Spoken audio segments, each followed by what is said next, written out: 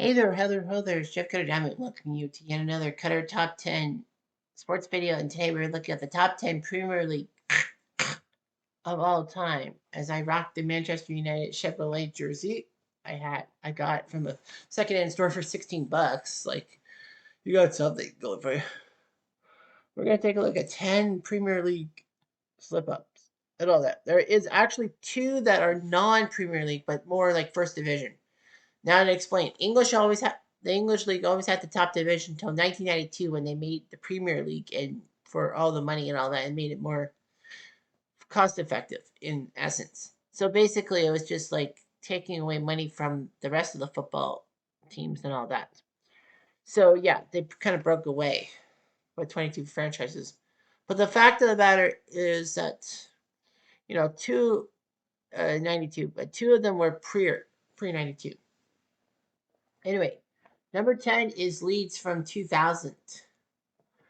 Leeds actually were trying to get back to the glory days of the 1970s when they were good with Bailey Bremner, Gary Sprake, and a few other players. I can't remember off the top of my head.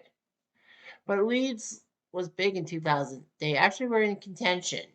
Unfortunately, though, they had a terrible run and they ended up in third place. The good news was that made Leeds in 2001 get to the Champions League, which of course is a big European competition, and they actually got to the quarterfinals before losing. And everyone was just shocked that Leeds was just going to pull out of the something out of the hat. Not even Manchester United or Arsenal or Chelsea were in the semifinals in 2001. But the fact of the matter is that Leeds, you know, mortgaged on their future. They had to pay off massive loans and all that, and the team just went downhill ever since.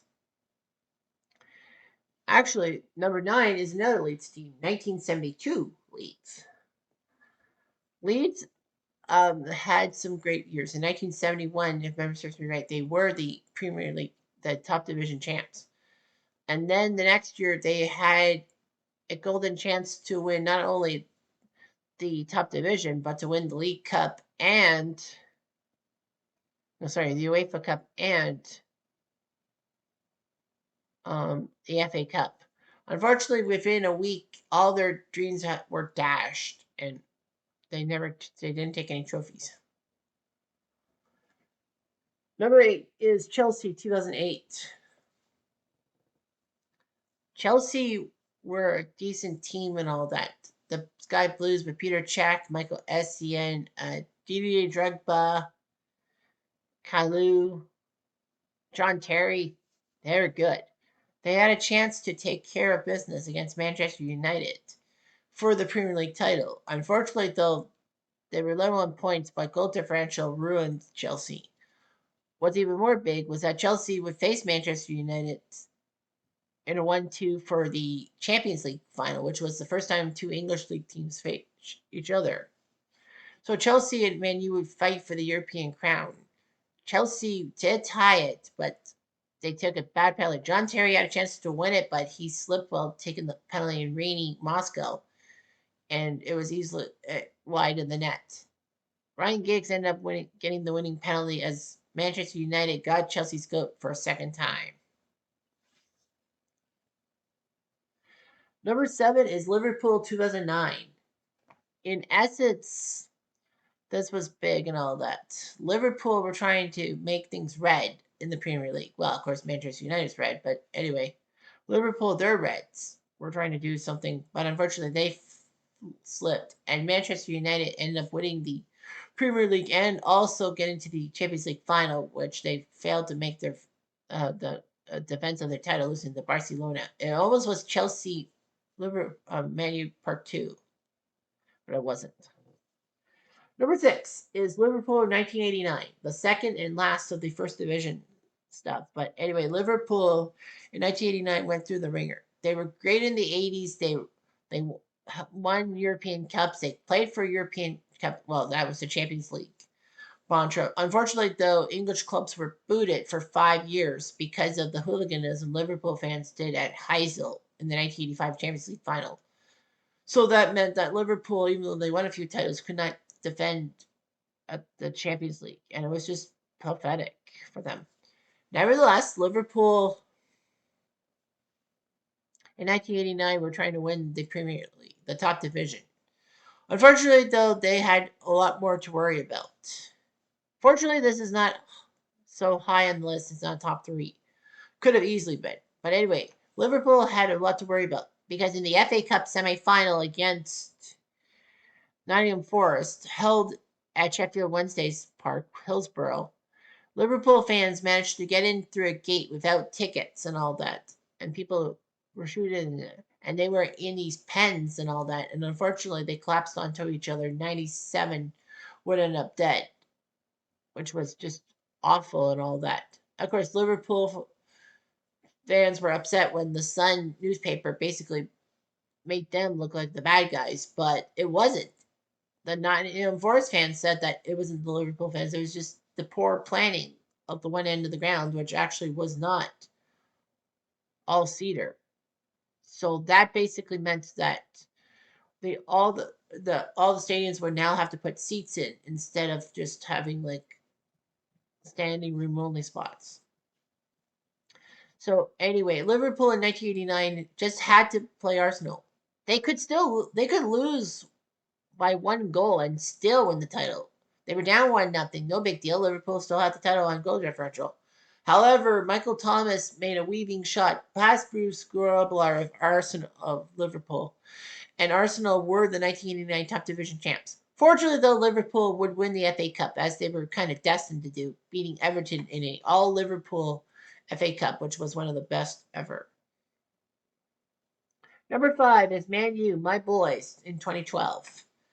We were good in 2012. We were decent, even though CR7 was gone. Was he gone? Or, yeah, he was gone. That's right. He was at Real Madrid. But yeah, we still had Giggs. We still had Rooney. We still had a few key players. We had Anderson. No, we didn't have Anderson. We had Teva Nani. But we were looking good. We were up by 8 points in April. Unfortunately, Man City came to Old Trafford to crush Man U 8-2, and that started a downfall. However, Man U could still win the title on the final day of the season in 2012. They needed to win and have Manchester City not win at all. A tie would screw Manchester City up.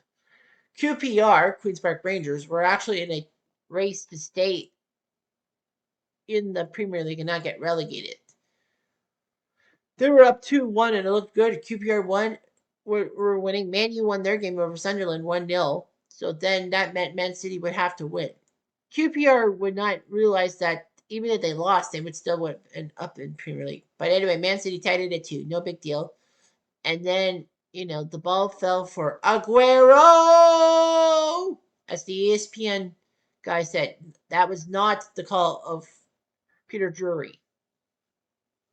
That was the Sir Ian Drake for ESPN. And ESPN shocked, and Man City shocked everyone with that goal to give Man Blue the title over Man Red, and making me Man Pissed. Number 4 is Tottenham 2016. They had it in the bag, but somehow they let a 5,000-1 outsider in. So Tottenham looked good. The Spurs had Gareth Bale and Hun Sun Min, the South Korean icon, and they looked pretty good. But they imploded late in the season. They had a few games they should have won instead of tied. And then guess what? A team called Leicester City, Leicester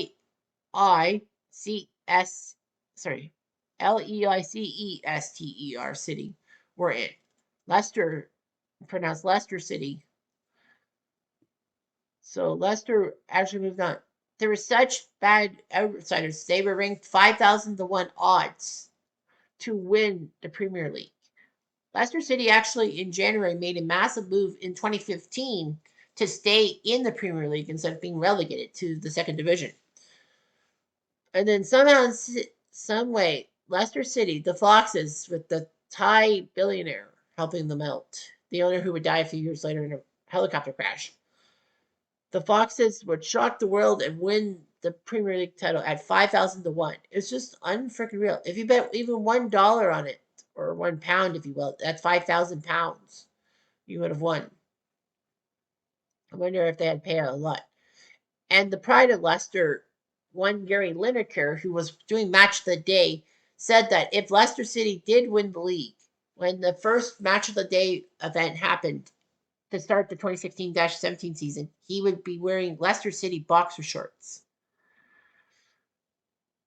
And he presented the first segment in the underwear, but changed later. But still, that was just amazing. Number 3 is Liverpool 2014, all because of a slip. Well, Liverpool was a great team and all that. I was hoping that Liverpool was better than Manchester United somehow. But yeah, Liverpool had everything going for them.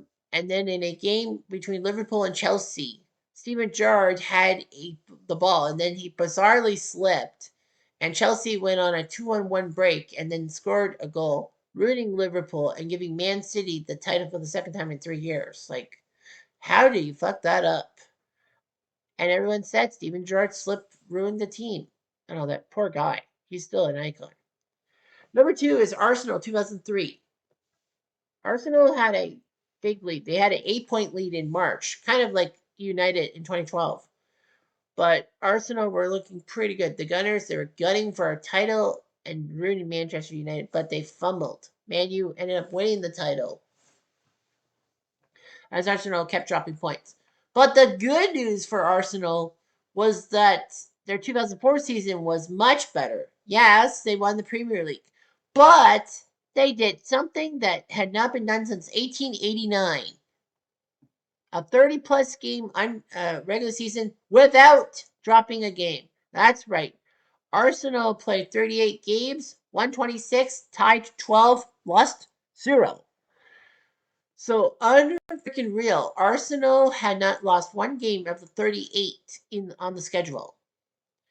They were known as the Invincibles. It actually almost blew up in September. If it wasn't for Ruud van Nistelrooy's missed penalty against Arsenal in September, Arsenal would not have had the invincibility. Although they probably would have won the title. They were dominating. Sir Alex said that basically Arsenal were lucky because, they had so many ties and all that. Yeah, whatever. And number 1 is Newcastle, 1996. Newcastle fans look away. Even though they had Alan Shearer, even though they had a few good players, Newcastle, who were close to winning the 1995 title, lost to Blackburn, were looking at in 96. They were up by 12. It looked pretty good for them. Kevin Keegan would make a comment about Manchester United and live it down as Man U would beat Newcastle 1-0. And then Newcastle would play Arsenal in a famous game in which Newcastle looked good against Arsenal to get points at home. But then Arsenal scored a pair of goals and Newcastle manager Kevin Keegan slumped his body over an advertising board. And that was the clear sign of Newcastle in 1996.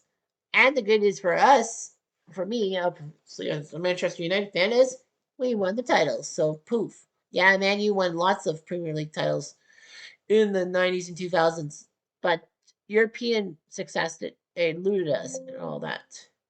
And so that was just terrible and all that. But still, I mean, glory, glory, Man United. We did choke a couple times, but we won many Premier League titles, and you can't beat that. Anyhow, I'm Jeff Diamond. Adieu.